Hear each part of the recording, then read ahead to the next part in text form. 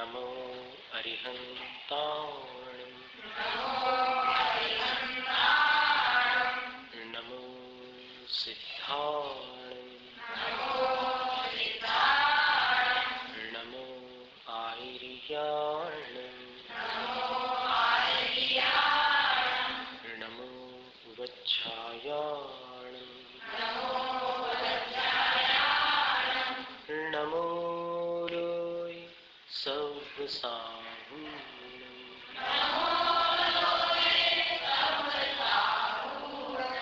परम पूजनीय पंच परमेष्ठी भगवंतों की आराधना सार ग्रंथ की आचार्य गुरु श्री विद्यासागर मुनिराज की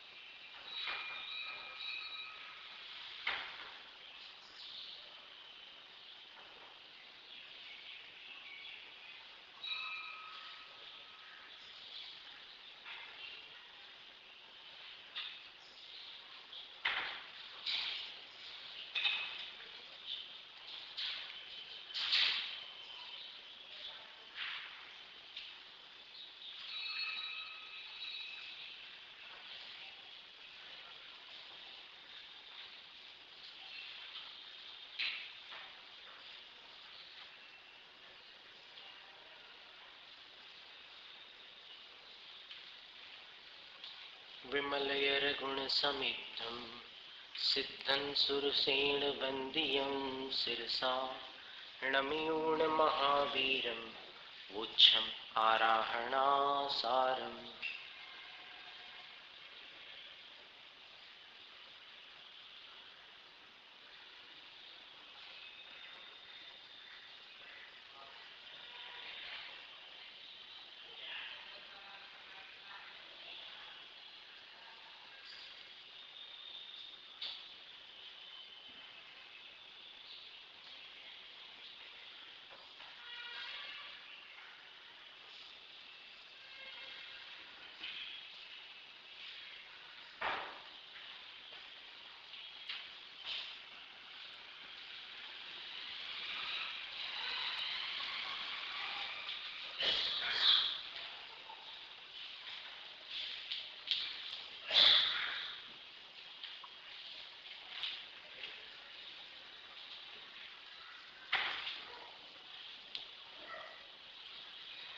आराधना सार ग्रंथ आचार्य देवसेन स्वामी द्वारा लगभग 5वीं शताब्दी में रचित प्राकृत भाषा में निबद्ध। इसकी टीका रत्नकीर्ति आचार्य श्री ने संस्कृत में की है और बहुत सारे उद्धरण काव्य प्रस्तुत किए। इस ग्रंथ की 96वीं गाथा तक स्वाध्याय हो चुका है और यहाँ तक अपन ने जो स्वाध्याय किया उसमें सर्वप्रथम आराधना, इसका खुलासा करते हुए आचार्य महर्षि ने कहा कि जिसके आलंबन से जीव संसार सागर को पार करता है, ऐसी सम्यक दर्शन, सम्यक ज्ञान, सम्यक चारित्र और सम्यक तप,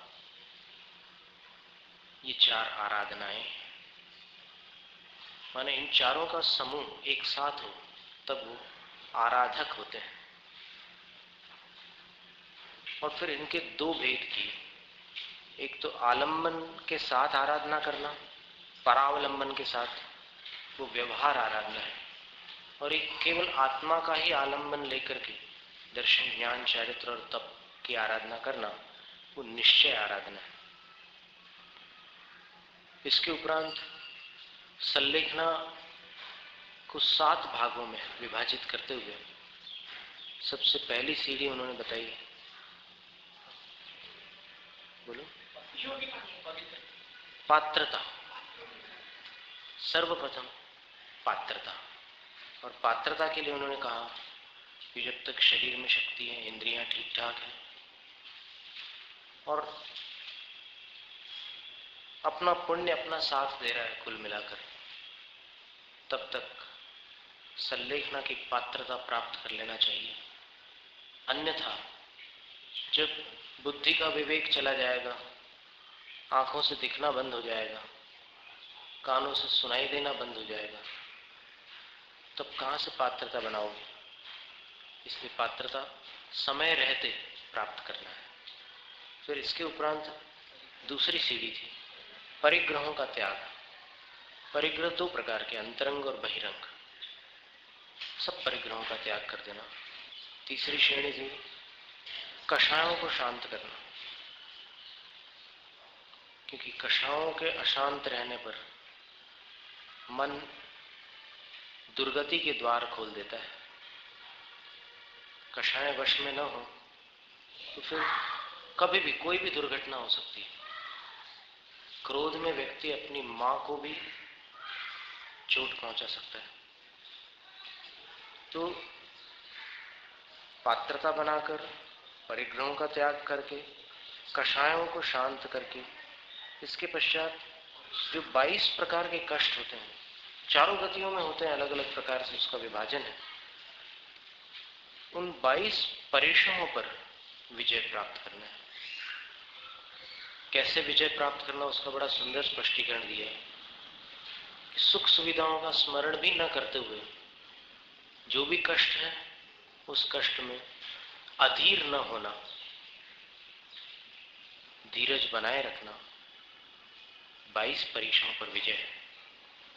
और मन में ये विचार करना कि ये निर्जरा का अवसर है, लाभ की अपेक्षा अलाभ मेरे लिए अधिक उत्तम है।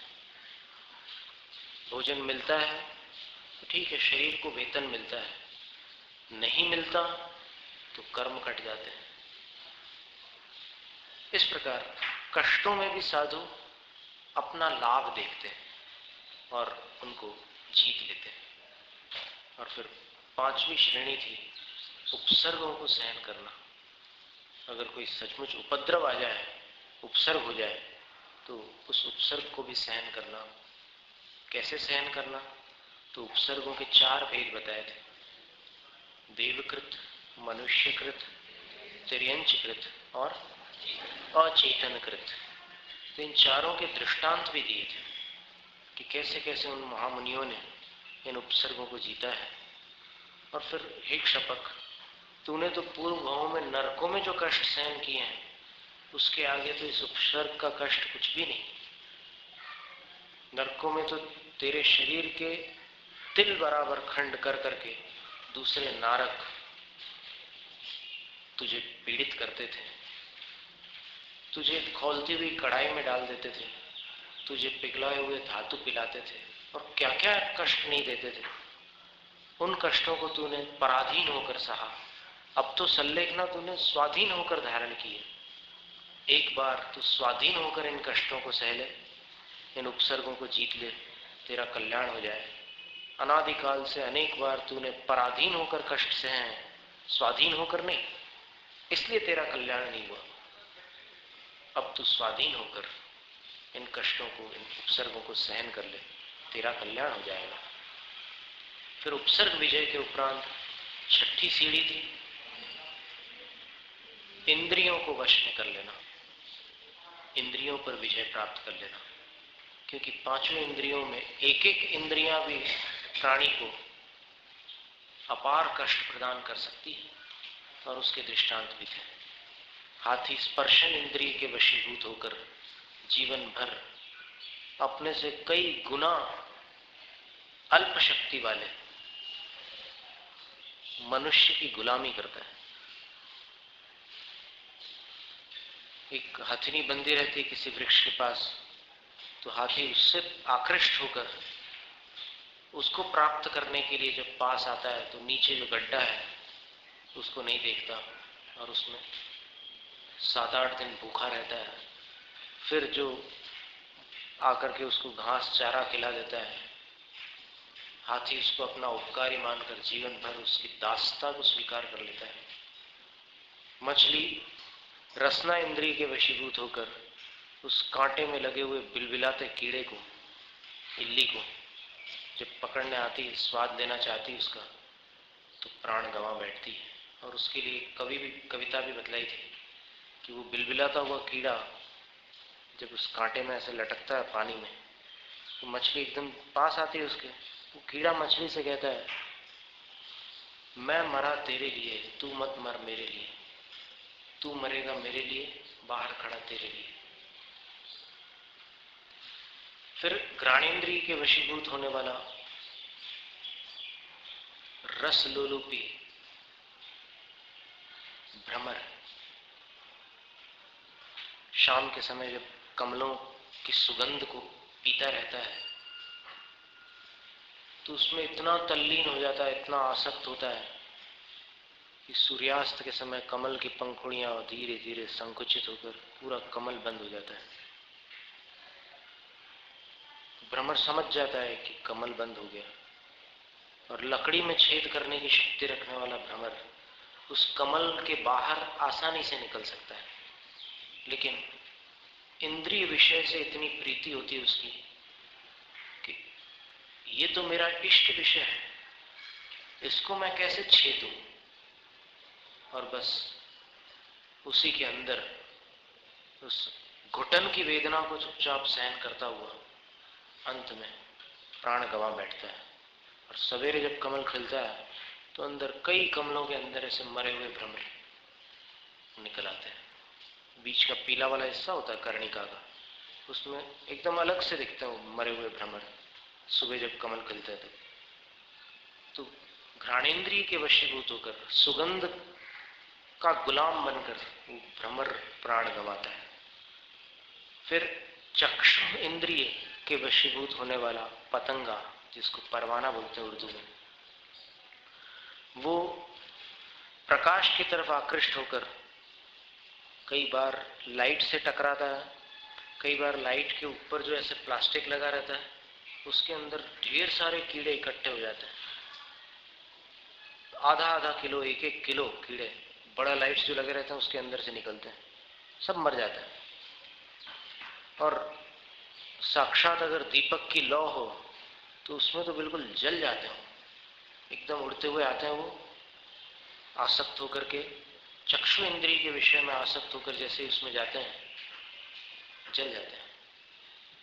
जलते समय आवाज भी आती है उनके जलने की, और फिर उनके शरीर में से धुआं भी निकलता है, उसकी भी गंध आ जाती है आसपास, पर वो प्राण गंवा बैठता है। क्यों? इंद्रियों की दासता के कारण, चक्षु इंद्रिय के वशीभूत होने के कारण वो अपनी जान गंवाता है। और इसी प्रकार कर्णेंद्रिय के वशीभूत हिरण, जब जंगल में वो शिकारी बांसुरी बजाता है अथवा और कोई संगीत की ध्वनि करता है तो हिरण स्तब्ध रह जाता है। हिरण संगीत प्रेमी होता है, बिल्कुल स्तब्ध रह जाता है।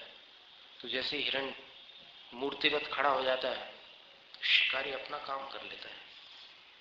तो इस तरह एक एक इंद्रिय के वशीभूत होने वाले प्राणी अपार वेदनाओं को सहन करते हैं। तो जो प्राणी पांचों इंद्रियों का दास है उसकी क्या दशा होगी।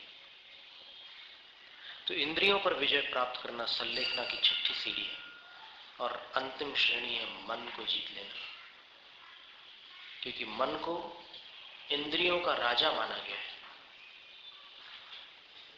मन ही न चाहे तो इंद्रियां किसी चीज को देखते हुए भी कोई रस नहीं लेती। जैसे जो विद्यार्थी परीक्षा में नापास हुआ है तो टेलीविजन पर क्रिकेट मैच भी अगर देख रहा हो और उसमें काफी अच्छा प्रदर्शन चल रहा हो तो भी बार बार उसको बीच में ये याद आता है कि मेरा एक साल गया, मेरा एक साल गया। उसने छक्का लगाया, मेरा एक साल गया, चौका लगाया, मेरा एक साल गया। उसको रस नहीं आता। मन न लगे तो कोई चीज रसीली नहीं लगती।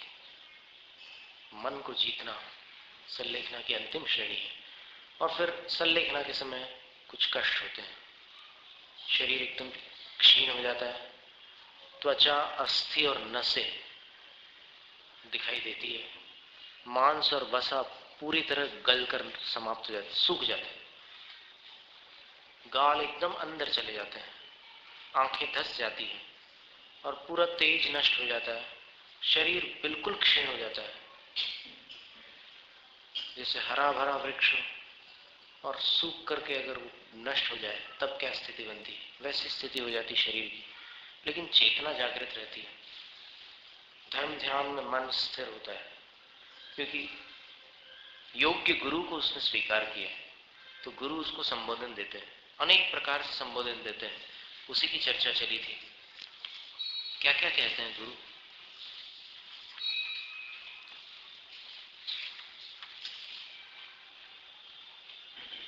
सबसे पहले तो कहते हैं कि हे यशस्वी क्षपक, तूने मनुष्य भाव के सार स्वरूप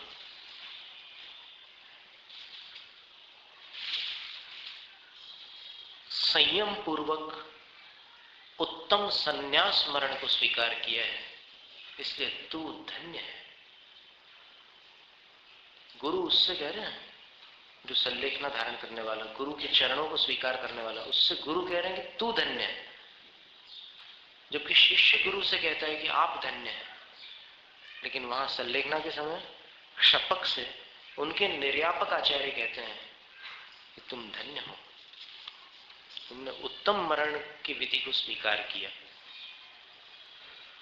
और फिर कितना सुंदर श्लोक भी दिया था टीका में कि श्रावक कुल में जन्म धारण करके श्रेष्ठ शरीर को प्राप्त किया और बड़े पुण्य से जिनवाणी को समझा, वैराग्य धारण किया और तपस्या करने लगे।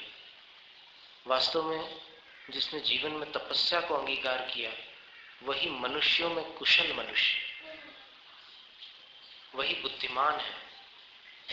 और यदि वह रस, रिद्धि और साथ, इन तीन प्रकार के गौरव का त्याग करके, यानी एक तो मद होता है कि दूसरों को नीचा समझता है, अपने को ऊंचा समझता है, और एक गारव होता है। गारव का मतलब होता है कि वो किसी से तुलना न करते हुए भी अपने पुण्योदय पर अंदर ही अंदर थोड़ा सा फूलता रहता है। तो उसका भी त्याग करके यदि साधु संलेखना के काल में ध्यान को अंगीकार कर ले तो ऐसा समझना चाहिए कि पहले ही इन्होंने संयम और तप से अपने जीवन को निर्मल बनाया और अब संलेखना के समय ध्यान में तल्लीन हो रहे हैं। तो तपस्वी होने के कारण उनका जीवन, उनकी मनुष्य पर्याय एक स्वर्ण निर्मित महल के समान थी, और अब संलेखना के समय ध्यान लगाने के कारण उस स्वर्ण मंदिर के ऊपर रत्नों का कलश चढ़ा दिया गया है। ऐसा ही कोई काव्य उसमें भी आता है ना, मृत्यु महोत्सव में।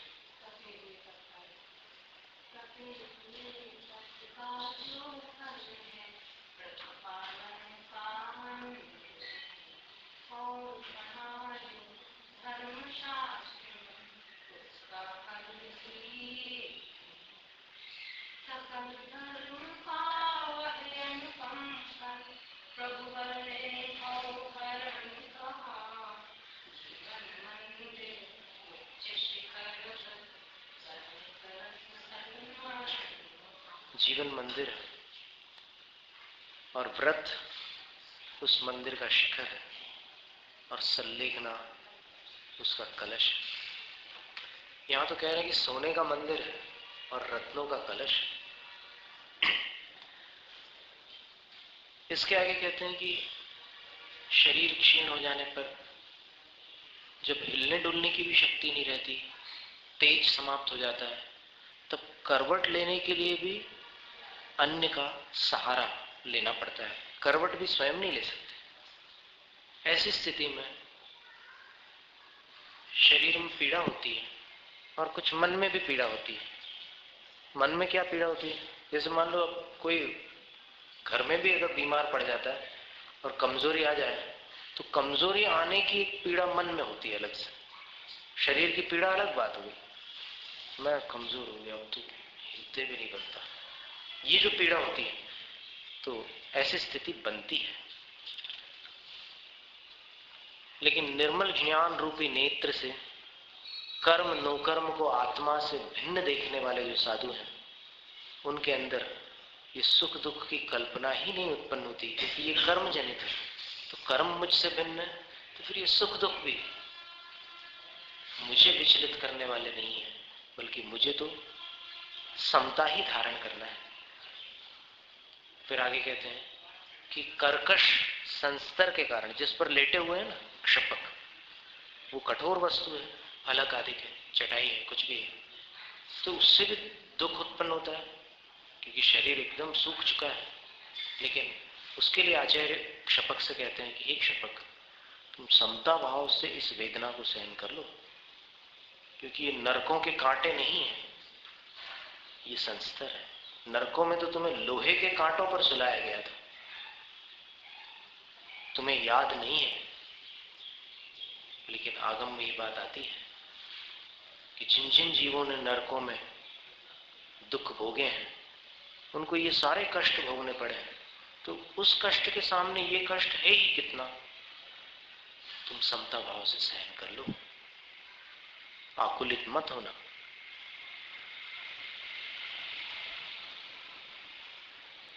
और फिर उसको ये भी बतलाते हैं कि देखो, शांत मन वाले जो निर्ग्रंथ साधु होते हैं, वो समता रखते ही है।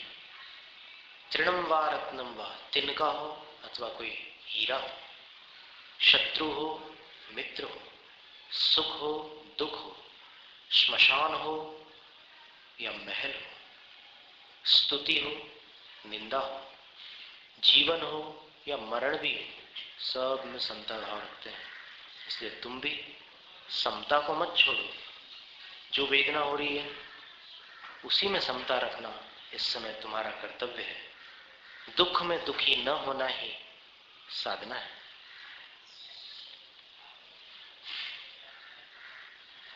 और फिर उसको संबोधन देते हैं कि अच्छी तरह जिसने ग्रहण की, सन्यास को ग्रहण किया है, ऐसे तुम जब तक इस संस्तर पर निवास कर रहे हो, तब तक प्यास आदि के दुखों से तप्त होते हुए भी तुम्हारे कर्मों की निर्जरा होगी। तुम समता बनाए रखना, बस बाकी सब काम व्यवस्थित हो जाएगा। एक काम तुम्हें करना है, समता बनाए रखना। जिनेंद्र वर्णी जी ने इस पर बड़े सुंदर वाक्य में कहा, एक क्षण को भी मत भूल के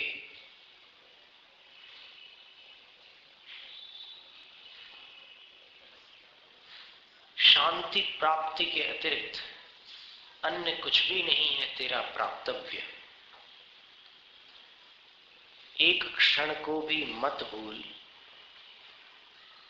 कि शांति प्राप्ति के अतिरिक्त अन्य कुछ भी नहीं है तेरा प्राप्तव्य, और समता रस पान के अतिरिक्त अन्य कुछ भी नहीं है तेरा कर्तव्य।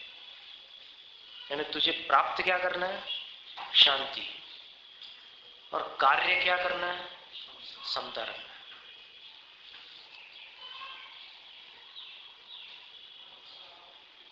फिर कहते हैं कि तुम तो ज्ञानी हो, तो ज्ञानी की प्रवृत्ति अज्ञानी जैसे कैसे हो सकती है?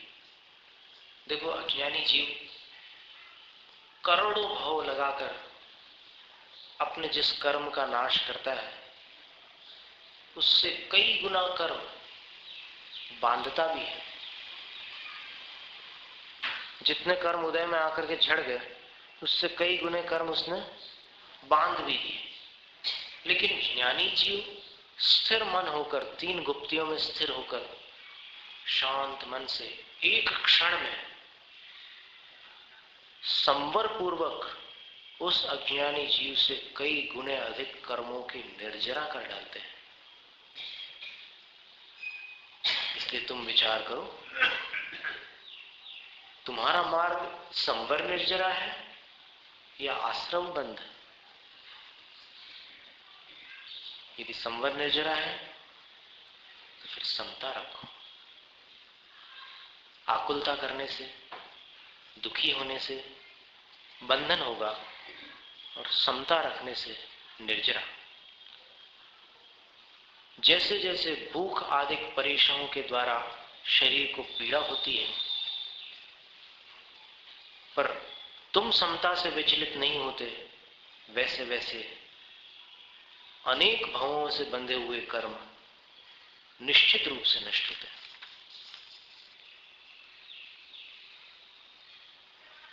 इसके आगे ये तो संबोधन देने वाले ने जो संबोधन देना था वो दे दिया। अब साधु खुद अपने से क्या कहते हैं, इसको बोलते हैं एफर्मेशन। अपन अपने बारे में अंदर ही अंदर क्या सोचते हैं और अपन अपने से क्या बोलते हैं, वो यहां बतला रहे हैं। तत्तो हम तण जुई दुखी ही अणोवमे ही नरसुर नारय तिरी जहा जन्म अग्गिजोहीन। जैसे अग्नि पर किसी बर्तन में रखा हुआ जल खौल जाता है और भाप बन करके भी उड़ जाता है, बहुत खलबली मच जाती है उसके अंदर। उसी प्रकार मैंने भी कर्मों के योग से अनेक शरीर धारण कर करके, जिसका शब्दों में कभी वर्णन नहीं हो सकता, जिसका विचार करना भी, स्मरण करना भी कठिन है, ऐसे तीव्र उपमा रहित दुखों के ताप को सहन किया है मैंने। कहां कहां मैंने सहन किया? मनुष्य पर्याय में।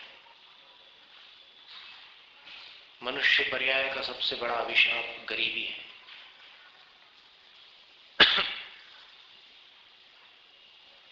और उस गरीबी में यदि रोग हो जाए, यदि जिम्मेदारियां बढ़ जाए, तो और मुसीबत आ जाती है। और जब कोई सहारा देने वाला ना हो तो और परेशानी होती है। और कोई परेशान करने वाला और मिल जाए उसमें, तब फिर कहना ही क्या है। एक एक दिन निकालना मुश्किल है। तो मनुष्य पर्याय में मैंने ऐसी ऐसी व्याधियां देखी है। आचार्य कुंदकुंद स्वामी ने भाव पहाड़ में लिखा है कि मनुष्य के शरीर में कितनी व्याधियां होती है। तो बोले एक उंगली में 96 व्याधियां हो सकती, अधिक से अधिक।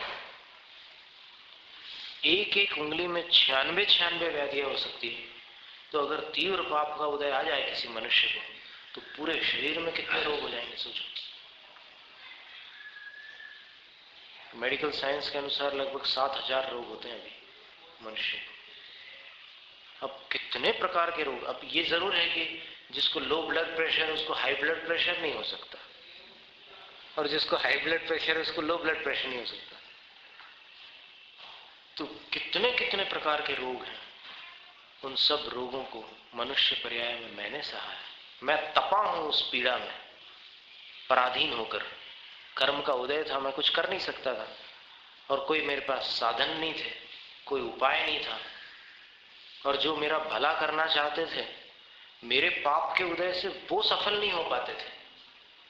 जैसे सुकृत पुण्य अकृत पुण्य को 2 सोने के सिक्के देता है, लेकिन अकृत पुण्य इतना पापी है कि उसके हाथ में वो सोने के सिक्के धधकते अंगार बन जाते हैं। तो कर्म के उदय में कोई सहायक भी काम नहीं कर सकता, कुछ कर नहीं सकता। वरना पंच परमेष्ठी जो हैं, जो साधु हैं, वो संसार में किसका भला नहीं चाहते। वो अपना बुरा करने वाले का भी भला चाहते हैं। ये उनकी करुणा है। लेकिन सामने वाले का भी कर्मोदय है ना अपने स्थान पर। उसका भला कब होगा? जब उसके कर्मों की प्रतिकूलता नष्ट होगी। तो मैं अनेक भावों में अनेक दुखों को प्राप्त कर चुका हूं। इस समय जो दुख है मुझे, वो उसके सामने कितना है? कुछ भी नहीं। नरक गति में मैंने कैसे दुख प्राप्त किया, असुरोदीर्य दुःखम शारीरम मानसं तहा विविहम कित्तुभवं च तिव्वम अन्नोन्नकयं च पंचविहम। 5 प्रकार के दुख नरकों में सहे मैंने। एक तो असुर कुमार ने जो भिड़ा भिड़ा करके दुखी किया मुझे, वो। दूसरा, मेरे शरीर से संबंध रखने वाले नरक के जो दुख थे, क्योंकि नरक में जो शरीर प्राप्त होता है वो मनुष्यों में जो व्याधियां हैं उससे कई गुणे अधिक व्याधियों से युक्त होते हैं। भयंकर व्याधिग्रस्त शरीर होता है। और मानसिक दुख भी मुझे बहुत प्राप्त हुआ। ये बाकी सब दुखों से अधिक मेरा मानसिक दुख था, जिसका वर्णन ज्ञानार्णव ग्रंथ में आता है कि जब वह नरक पहुंच करके जीव विचारता है कि मैं यहां कहां से आ गया, और फिर जब उसको जाति स्मरण होता है कि पिछले जन्म में तो मैं मनुष्य था और कितने अच्छे अच्छे लोग मेरे साथ थे, मेरा वैभव कितना था, मैं कितना पुण्यशाली था, लेकिन मैंने निर्दोष त्रस और स्थावर जीवों का वध किया, मैंने गरीबों का खून पिया, मैंने दुखियों को अपार कष्ट दिया, और मैंने 7 व्यसनों में डूबकर इतने भयंकर पाप कमा लिए कि आज मुझे उस उन्नत दशा से यहां नरक में शरीर प्राप्त हुआ है, नारक शरीर। अब मैं कहां जाऊं, किसको पुकारूं, यहां मेरा कौन रक्षक है? यहां तो सब लोग लाल लाल आंखों से मेरी तरफ देख रहे हैं और मुझे मारने काटने के लिए तत्पर है। मैं किसके पास रक्षा की पुकार करूं? फिर भी वो चिल्लाता है, बचाओ, कोई मेरी रक्षा करो, अब कभी पाप नहीं करूंगा, शपथ लेता हूं।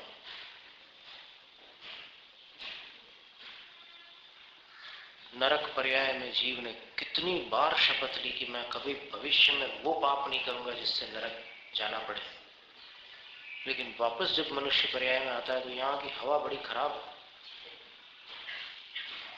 फिर बुद्धि भ्रमित हो जाती है और वो सारी वेदनाओं को भूलकर वापस रात्रि भोजन, वापस जमी कंदों का सेवन, वापस और दूसरे दुनिया के व्यसन, इन सब में तत्पर हो जाता है। और फिर अपनी गलती को सही प्रमाणित करने के लिए बोलता है कि रात्रि भोजन का त्याग जिन ग्रंथों में आता है उस टाइम लाइट्स नहीं थे बोले। पद्म पुराण जब लिखा गया ना तब बिजली थोड़ी थी, आजकल तो ये सब व्यवस्था है, इसलिए अब तो कर सकते हैं रात्रि भोजन। ऐसी दुनिया की बातें करता है।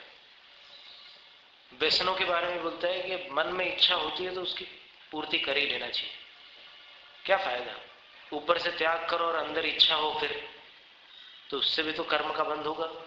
इसलिए उससे अच्छा तो ये है कि इच्छा हो जाए तो उसकी पूर्ति कर लो।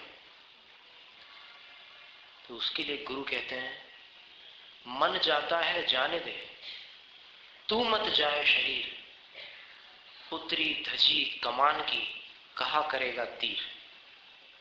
यानी मन अगर पाप की तरफ जाता है तो जाने दो, लेकिन शरीर से पाप मत कर बैठना,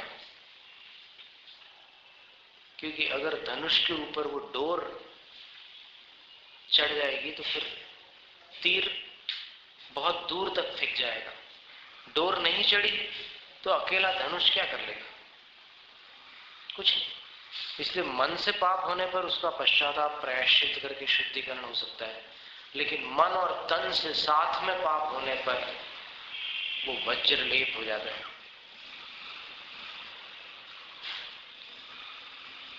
तो असुरों के द्वारा दिया हुआ दुख, शारीरिक दुख और मानसिक दुख भी तीसरा दुख है नरकों में होने वाला। और मानसिक दुख जो है उसमें वो पश्चाताप करता है। पश्चाताप कैसा करता है? तो हृदय को विदारित करने वाला, माने अंदर अंदर तक के जला डालने वाला उसको पश्चाताप होता है। ज्ञानार्णव ग्रंथ में संस्थान विजय धर्म ध्यान का प्रकरण आप कभी पढ़ लेना, आज ही पढ़ लेना अगर आपकी इच्छा हो तो।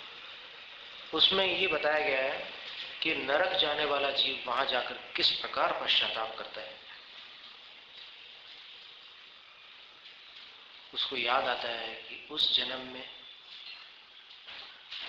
मेरे कुछ संबंधियों ने, मेरे इष्टजनों ने मुझे रोका था कि तू क्यों पाप कमा रहा है, और तू जिसके लिए कमा रहा है वो कोई तेरा साथ देने वाला नहीं है।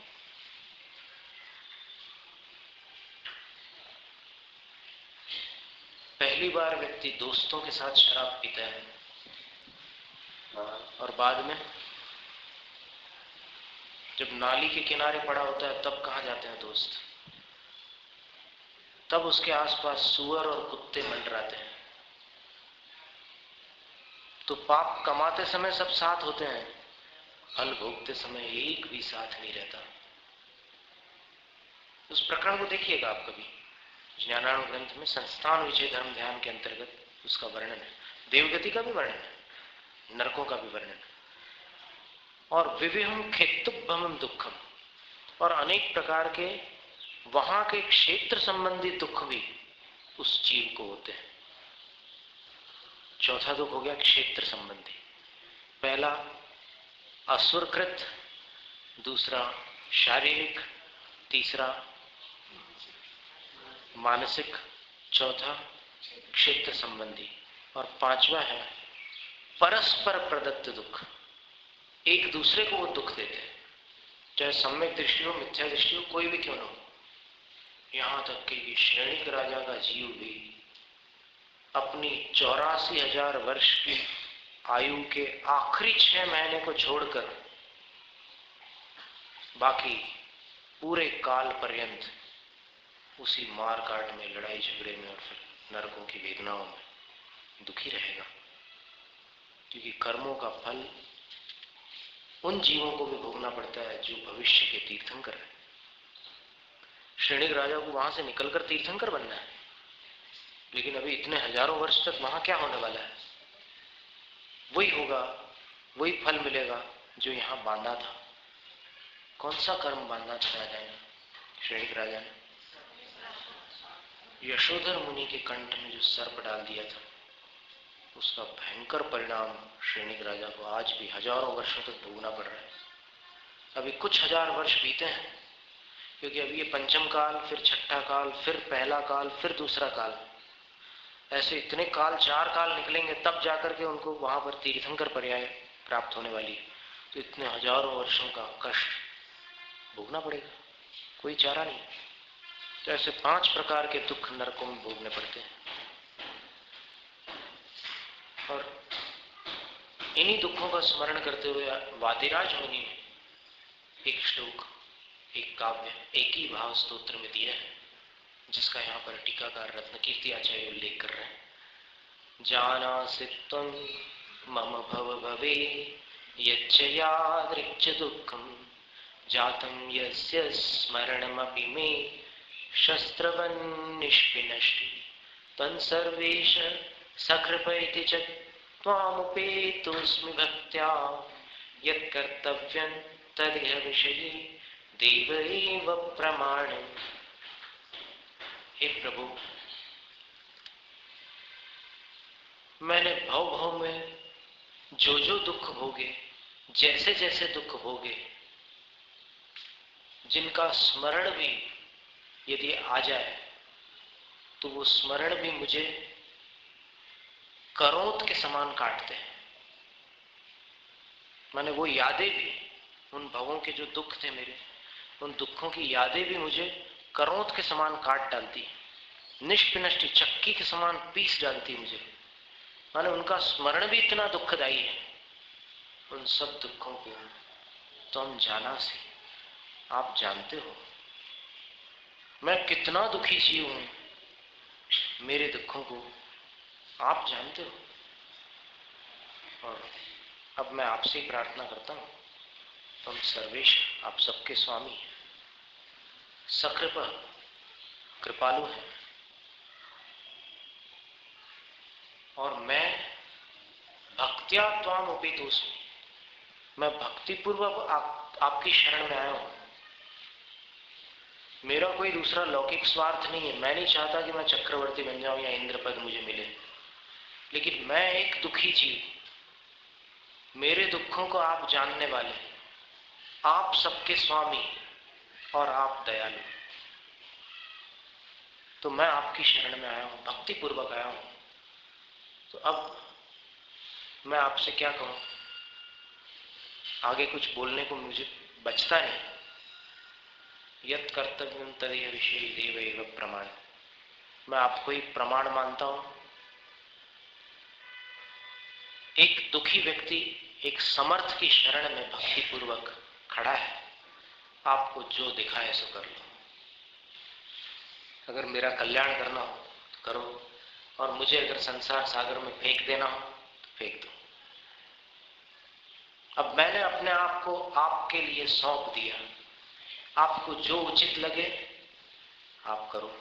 अब मैं और आगे कुछ नहीं कहना चाहता, बस इतना ही मैंने कह दिया कि मैं इतना दुखी हूं कि मैं अपने दुखों का स्मरण जब करता हूं तो मुझे ऐसा लगता है कि चक्की में मैं पिस रहा हूं।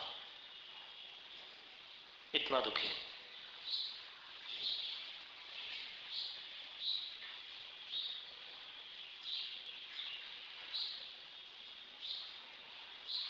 इति चिदानंद भावना परिणत स्वस्वभावास्तित्व ध्रुवानो ज्ञानामृते तत्सौख्यवान भवति इति आह। न गणे दुख सल्लम ये भावण भावियो पुडम खवो पटिवज्जै सहावम हवै सुहीनान सुखेन।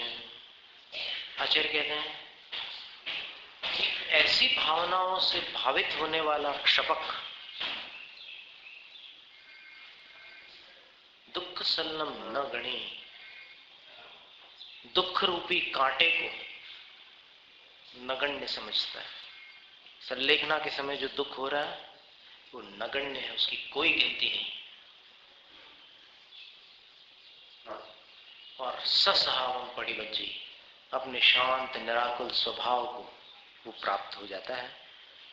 और नाण सुखे सूर्य वही, ज्ञान से होने वाला जो सुख है उससे सुखी हो जाता है। मैंने इतनी वेदनाओं में भी वो सुख स्वभाव को प्राप्त कर लेता है।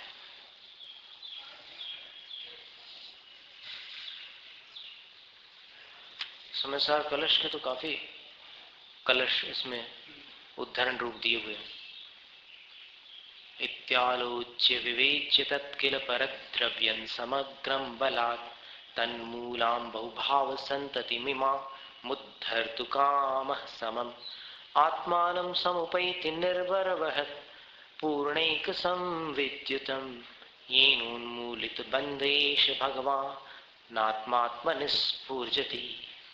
भगवान आत्मा आत्मा में ही प्रकाशमान हो जाता है जब सब पर पदार्थों का त्याग करके अपने में लौट आता है। दौलत राम जी ने एक भजन लिखा है ना, हम तो कबहू न निज घर आए, पर घर फिरत बहुत दिन बीते, नाम अनेक धराए। मुंह महामद पियो अनादि, भूल आपको भरमत वाली। वो भूल ही गया कि मैं कौन हूं। दुर्धर दुखानि तृणाय मन्यमान स्वात्मानमेव आराधयेत् इति शिक्षां ददत् आह। आचार्य देवसेन स्वामी ये शिक्षा दे रहे हैं कि भयंकर दुखों को तृण के समान समझते हुए अपनी आत्मा की ही आराधना करो, ऐसी शिक्षा देते हुए आचार्य कहते हैं वित्तूण राय दूसी चित्तूण विषय संभवे दुखे अगणंतो तण दुखम झायस नियपयम खवया। बोले हे क्षपक, राग द्वेष का भेदन करके, विषयों से उत्पन्न सुख का छेदन करके और शरीर से उत्पन्न होने वाले दुख को न गिनते हुए अपनी आत्मा का ध्यान करो।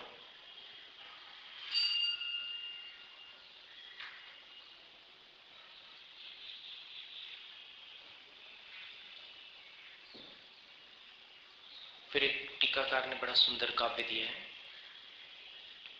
नाम मात्र कथया परात्मनु भूरि जन्म कृत पाप संक्षय बोध वृत्त रुचयस्तु तद्गताः कुर्वते ही जगतां पतिं नरम।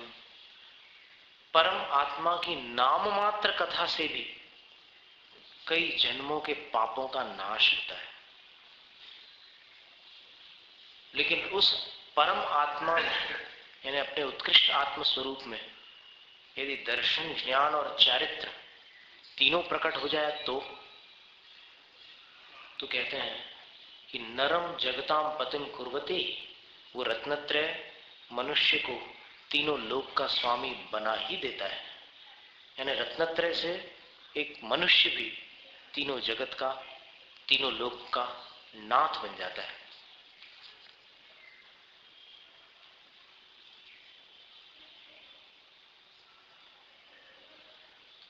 प्रायदोषादिहया डहुलिज्जयिणैव जस्समणसलिलं सोर्णियतच्चं पिच्छै नौ पिच्छै तस्स विवरीयो। राग द्वेष आदि दोषों से जिसका मन रूपी जल तरंगों को प्राप्त नहीं है, पहले भी ये चर्चा निकली थी कि जिसका मन रूपी जल, मन रूपी सरोवर राग द्वेष से तरंगित नहीं है, वह निज तत्व को, अपने स्वरूप को देखता है। किसी की अंगूठी पानी में गिर जाए और पानी पर बहुत लहरें आ रही हो तो वो कोशिश करे तो उसको कुछ दिखेगा नहीं, लेकिन पानी शांत हो जाए तो पालीताना के ऊपर वाले दिगंबर जैन मंदिर का कुआं देखा आपने? उसके नीचे की जमीन दिखती है, इतना स्वच्छ जल है। एकदम नीचे जो उसके जमीन वाला हिस्सा है वो भी ऊपर से दिखाई देता है। और निस्तरंग जल में और स्वच्छ जल में ही अपनी वस्तु दिखाई देती है जो भी नीचे चली गई हो। वैसे ही अपना आत्म स्वभाव जो कर्मों के नीचे, बहुत नीचे चला गया है, लेकिन मन रूपी सरोवर अगर शांत हो जाए तो फिर अंदर वो हीरा, वो रत्न दृष्टिगोचर हो। थक्के मन संकप्पे रुद्धे अखाण विषय वारे पैडे बंब स्वरूपम अप्पा झाणीन जोईन। योगियों के आत्म ध्यान द्वारा ब्रह्म स्वरूप प्रकट होता है, निर्मल आत्म स्वरूप प्रकट होता है। कब होता है? जब मन के संकल्प विकल्प स्तंभित हो जाते हैं, रुक जाते हैं, इंद्रियों की विषयों में प्रवृत्ति समाप्त हो जाती है, तब जाकर के आत्म ध्यान प्रकट होता है। और आत्म ध्यान से योगियों का ब्रह्म स्वरूप, शुद्ध चैतन्य स्वरूप प्रकट होता है। न मे मृत्यु कुतो भीतिर न मे व्याधि कुतो व्यथा नाहं बालो न वृद्धोहम न युवै तानि पुद्गले। मेरी मृत्यु नहीं है, फिर डरना किससे?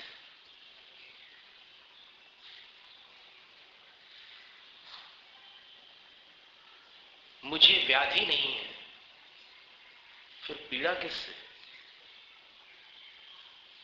मैं बालक नहीं हूं, मैं वृद्ध नहीं हूं, मैं युवा नहीं हूं। ये स्थितियां तो शरीर में है, आत्मा में नहीं। जावण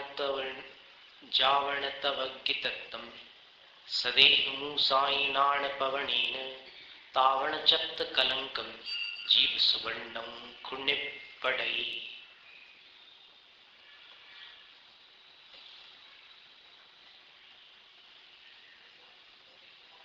खू का अर्थ होता है निश्चयेन। तावन निब्बड़ई तावत कालम न निर्व्यक्ति भवति न कर्म कलांकात पृथक भूतम भवति इत्यर्थ। तब तक वह निवृत्त नहीं होता, कर्म रूपी कलंक से मुक्त नहीं होता। किन तक कौन मुक्त नहीं होता?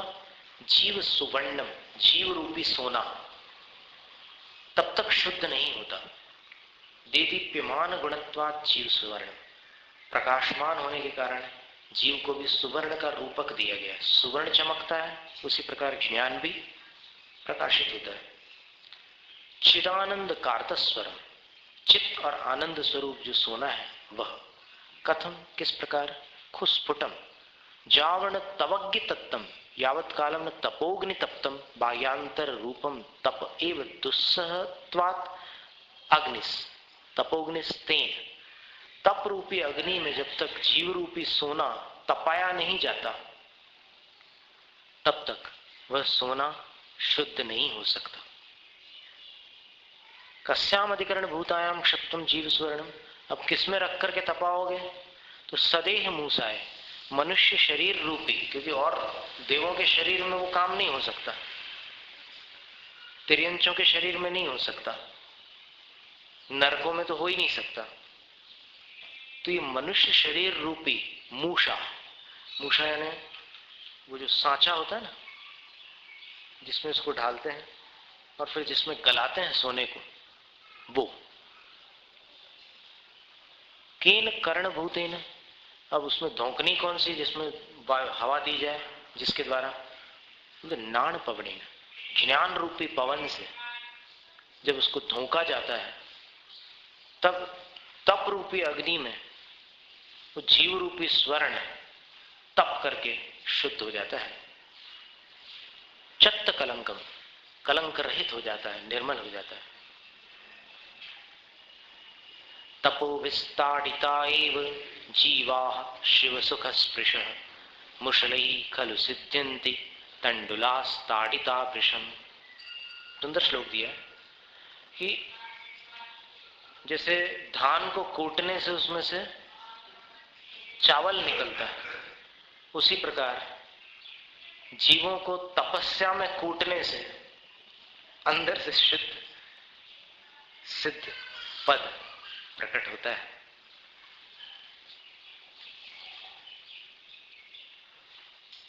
तपः सर्वाक्षसारंग वशीकरण वागुरा कषायताप मृत्विका कर्माजीर्ण हरितकी।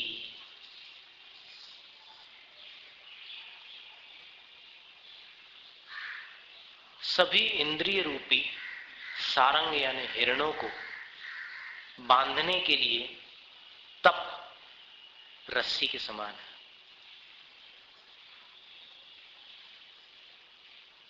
जाल के समान है। और मृत्वी का शब्द का अर्थ हम देख रहे थे नीचे, पंडित जी ने क्या किया, कषाय रूपी ताप को दूर करने के लिए। एक मजेदार बात है, जानकारी की बात है आहार दान देने वालों के लिए। आचार्य कहते हैं कि जो कषाय रूपी गर्मी को शांत करने के लिए यह तप मुनक्के के समान शीतल है। इसका मतलब यह है कि मुनक्के का पानी ले लो तो फिर शीतलता आ जाती है। और कर्माजीर्ण हरित की, और पेट में अगर भोजन न पचता हो तो उसके लिए तपस्या, कर्म रूपी अजीर्ण को दूर करने के लिए हरण है। हर इंद्रिय रूपी हिरणों को बांधने के लिए जाल के समान है। कषाय की गर्मी को शांत करने के लिए मुनक्के के समान है। मुनक्का का मतलब जिसको गुजराती में क्या बोलते हैं आप, द्राक्ष, बड़ी द्राक्ष। गुजरात में तो मुनक्का शायद नहीं बोलते, क्योंकि कई चौके में हमने देखा है, वहाँ गुजरातियों के यहाँ भी हम बहुत रह चुके हैं, तो वो मुनक्का ना बोलकर कोई और शब्द बोलते हैं, द्राक्ष बोलते हैं ना कोई। तो मृत्वी का, उसको संस्कृत भाषा में अच्छा नया शब्द सीखने मिल रहा है, मृद्वी का। म में ऋर ऋषि वाला, फिर द और उसके नीचे छोटा सा व और बड़ी ई की मात्रा दीर्घ, और का, मृद्वी का, मुनक्का। इसका मतलब ये हुआ कि ताप को शांत करने के लिए मुनक्का उपयोगी है, ये बात यहां से स्पष्ट हुई। और कर्माजीर्ण, अगर भोजन न पचता हो तो हर लेना हितकर होता है। तो कर्म रूप कर्मों के अजीर्ण से बचाने के लिए ये तप हरड़ जैसा है।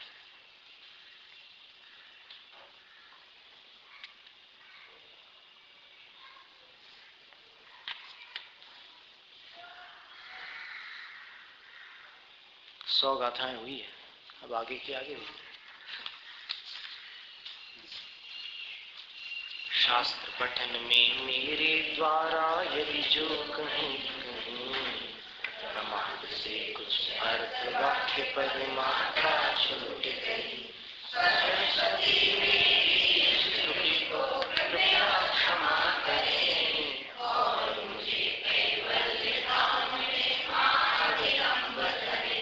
वांछित फलदाते चिंतामणि सदृश नाथ तेरा, अंजन करने वाले मुझको मिले पता मेरा। कोटि समाधि शुद्ध भावना आत्म से ही मुझको मिले और मैं पा जाऊं मोक्ष महासुख को।